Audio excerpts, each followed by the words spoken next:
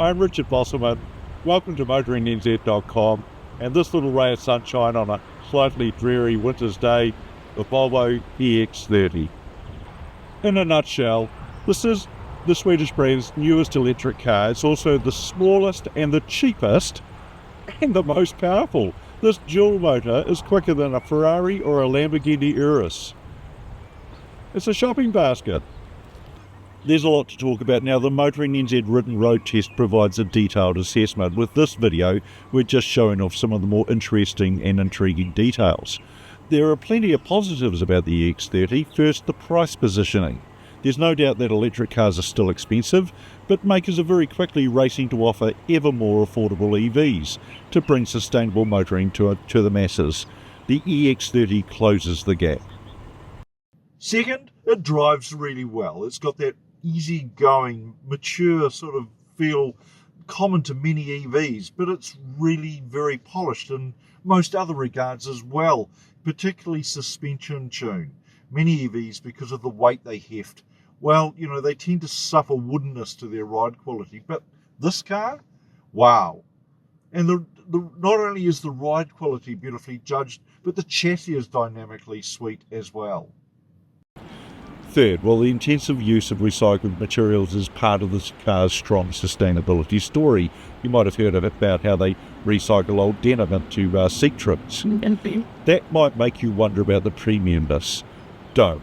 It has a quality feel and ambience. Also, there are all those typically Swedish design features: the Thor's hammer headlights, the Volvo emblem on the grille-less front, the tall tail lights. They're all very Gothenburg. But it's all the little details. Those metal door handles are totally sculptural. And then there's some fun stuff. I mean, look at this.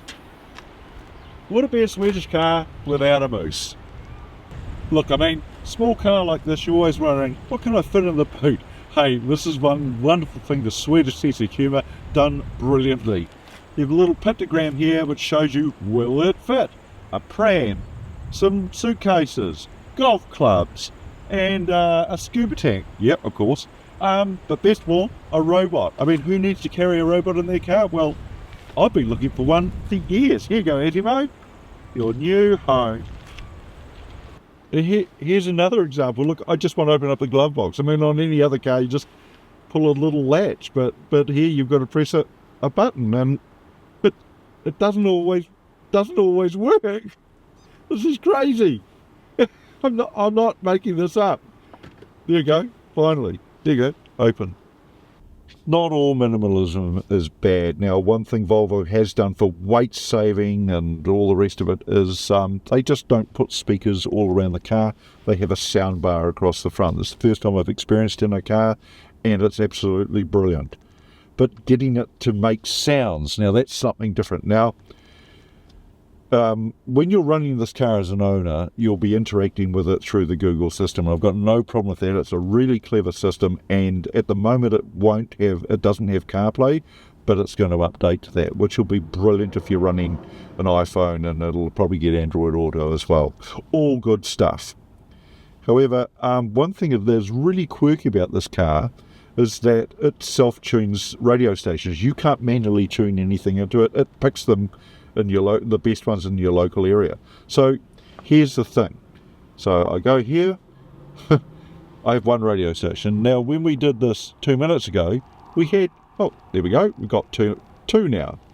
Neither of those are stations I particularly want to listen to. There are other stations in my region that I know will pull in just fine, but it won't let me have them.